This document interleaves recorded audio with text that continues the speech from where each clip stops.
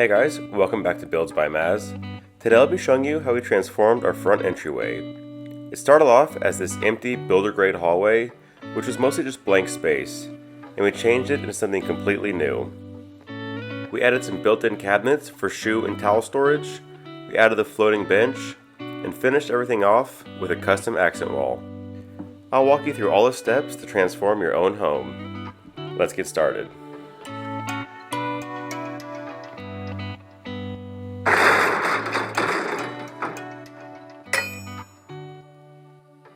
The first thing I did was see about how high I can reach, so I knew how low to make the open cabinets where we were going to put a couple of baskets, and then I measured everything out. I made these out of 3/4 inch plywood, and a great trick for cutting these is to lay it on top of a piece of foam board. Then you can adjust the depth of your saw so that it just barely cuts through the wood and partway through the foam. A problem I almost immediately ran into was that this section of my house wasn't properly built at 90 degrees. So you can see this square board has a gap up front, so I'm going to have to do some improvisation here. I set the angle on my table saw to 92 degrees to account for the offset in the wall. I then ripped off the end and tested the fit again, and this time it was perfect. I then cut out the rest of my pieces and started off by making a rectangular box. I attached everything using pocket holes, which is a quick and easy way to secure things at 90 degrees. Once I had the 4 sides to the box, I added a little strip for the back piece, which was going to be used for mounting it to the wall. Lastly, I made a dividing board cutting it into 2 sections. This is just personal preference, but we were going to use 2 baskets, so I thought this would look nice. I realized this didn't slide all the way into place because of this back piece at the end, but it was no issue. I just measured things out and cut out a little notch with my jigsaw. Then it lined up perfectly. I gave it a test fit and marked off the edge of the stair molding that I trimmed off so it would sit flush against the wall. I went ahead and also marked off the studs on this wall. I then used wood filler on all the exposed parts of this plywood, covering up the plies so that it looked like solid wood. You could also use edge banding for this, but I wanted to try out this method, and it actually worked out pretty well. Once that was dry, I sanded the whole thing down until it was really smooth, and cleaned off all the dust so that it was ready for a finish. I started with some pre-stained wood conditioner, which helps even out the color of wood stains when you're using soft woods or plywoods. After about 30 minutes, I followed it up with this Varathane Special Walnut Wood Stain. I always like to give it a heavy first coat and then wipe off all the excess. After the first coat was dry, I went back with a second follow-up coat just to darken up the color a little bit and make sure everything looked even and uniform. I finished everything off with this satin polyurethane. The wood stain only colors the wood, it doesn't actually protect it, so it's important to add this as a final step to make sure it has a nice durable finish. I gave it about 3 coats, and then I was ready to mount this onto the wall. I made sure to line up my drill holes with where the studs were that I marked earlier. I then put 2 screws into each side, which would give it a good secure hold.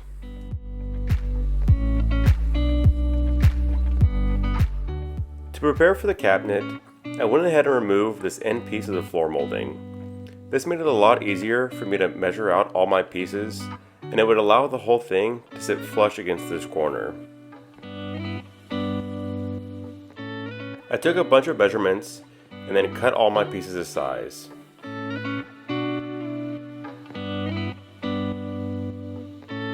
This piece going down the middle ended up resting right against this outlet cover. This left a little gap between the wood and the wall, so I ended up just marking off where it was touching and trimming out a little notch with my jigsaw. I did a dry run to make sure everything fit properly, and then I started drilling some pocket holes with my Kreg jig, which I would use to secure everything in place. I then got all the wood ready to be installed. Just like with those floating cabinets, I had to repeat all the same processes. We started off with sanding, and then staining to give it a good color, and finishing everything off with that same polyurethane. I then started putting all these boards into place, one at a time, screwing them directly into the studs of the wall when possible, and connecting them together with pocket screws. For this third piece that wasn't against the wall, I used a combination of pocket screws going in both directions, making sure to keep it at a 90-degree angle as I was tightening everything up. I added the piece to the bottom just to help give the whole thing a little bit more structure. Then I used this create cabinet jig, which makes it really easy to make adjustable shelves. You cut these little holes in the wood, and then you can insert these pegs inside and move them around as needed. I went ahead and did this for the entire length of the cabinet. It's a little tedious, but now I'll be able to adjust the shelves however I want. I then cut out all the shelving pieces, and here's an example of how they're going to look. Lastly, I need to make the cabinet doors. After cutting out the wood to size, I used this cabinet jig to cut out holes for the hinges. This jig makes it really easy to add recessed hinges, and I bought some soft close ones from Home Depot. Since these are solid wood, they're pretty heavy for cabinet doors, so I made sure to use 3 hinges per door. I lined everything up and then attached it to the cabinet base. I added back all the shelving, and these cabinets were finished. They really worked great for keeping all of our shoes out of sight. Moving on to the next part of the project, it was time to start on the floating bench. I used 2x4s for the base structure of this bench. They aren't going to be seen, but they'll provide the base underlying support, allowing people to sit on this bench. Utilizing as many studs as possible, I used 3-inch wood screws, making sure to keep everything level as I drilled it into place. For the front piece, since it's not resting against the wall, I utilized 3 pocket screws on either end, screwing it into the side bases of the bench. I added one last piece to the middle, just to provide some additional support. Since this is the surface of the bench, I really needed this piece to be perfectly level, but it was a little bit bowed, so you can see this small gap here. Rather than replace it, I had an idea to just add some washers to where the low point of this wood was, and it actually worked out pretty great, and now this piece was pretty much level. I then cut to size 3 different pieces of common board, which would make up the outer layer of this bench. 1 facing the front, and 2 going on the top, making up the surface. After a test fitting, I went ahead and glued the top 2 pieces together, so that they were one connected piece. I stained and finished these boards so that they would match the color of the cabinets. Once they were dried, I glued them down to the support of the bench. This wood glue is incredibly strong, and it will create a permanent bond as long as you clamp it properly and allow it to dry. My only issue was I couldn't get clamps on the back end of this bench, and the only thing I could think of was to just use a couple of these brackets to screw the back piece into place while the glue was drying. Next, it was time to move on to the accent wall. I used these thin strips of wood that were pre-finished from Home Depot and cut them to size to start framing out the accent wall. I took all my measurements and cut the strips to size so that they would fit snugly. I used this Loctite all-purpose adhesive to attach all these pieces to the wall. This glue is pretty strong on its own, but I also used some thin nails to help keep them in place while the glue dried. A nail gun would have made this a lot easier, but I didn't have one at the time, but it was still easy enough to just hammer in a couple nails by hand for each one of these little sections. I first went all the way around the outer border before using pieces in the middle. I sketched out my design and then started laying out some of these accent strips down the middle, going at a 45-degree angle. I used some spare wood I had to act as a spacer and to make sure that the line stayed consistent. You can really lay these accent strips out in any pattern you want. There's no right or wrong way to do this. My only advice would be to sketch out a pattern beforehand, so you have a general idea of how you want things to look.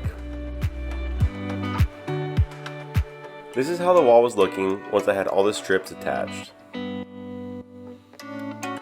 The next step was to use some spackling to fill in all the gaps between the pieces, as well as all the nail holes. This makes it look like one seamless accent piece that just flows directly into the wall. After letting it dry, I went back and sanded everything smooth. Lastly, I used this caulking along all the edges of every accent strip. This eliminates the gap between the strips and the wall, making it look very cohesive. This takes a while and is kind of an annoying step, but this close-up shows you how much of a difference it can make. We then taped everything off to get ready for paint. We're going to paint both this accent wall and the wall across the room just to give the whole hallway some more color. We chose this light gray color, which is still pretty neutral, so it doesn't clash with the accent color. For that, we chose this deep blue color. It's something unique and just a little bit different. Darker colors tend to work really well for accent walls. If you want to keep it more neutral, you can always go with a dark gray or even a black. Finishing the paint is always a fun step because you can finally see things start to come together. While that was drying, I added the handle hardware to my cabinet doors. I used this Craig jig made for cabinet handles, which made things a lot easier as far as spacing goes. We went with these oversized gold handles, which matched the decor in the rest of the hallway. The last thing I wanted to do was hang a mirror right here, but I realized it wasn't going to sit flush against the wall because the accent strips are jutting out. So if I was to hang it up like this, there'd be a screw with about an inch of space between the mirror and the wall. My workaround was to cut out this extra little strip from the accent pieces. I screwed that into the wall and then used this to hang the mirror, so that it'd be sitting flat on all sides. And here's the finished look. This was a really fun project that completely changed our entryway. It also made it a lot more functional. We've got tons of hidden storage and a bench for putting shoes on, and the whole thing just adds a great look to the front of our house. These cabinets not only can store a ton of shoes, they're also great for storing other things, even if it's cats. As always, thanks for watching. Feel free to subscribe to my channel if you like this project and want to see others like it. Thanks again, and we'll see you next time.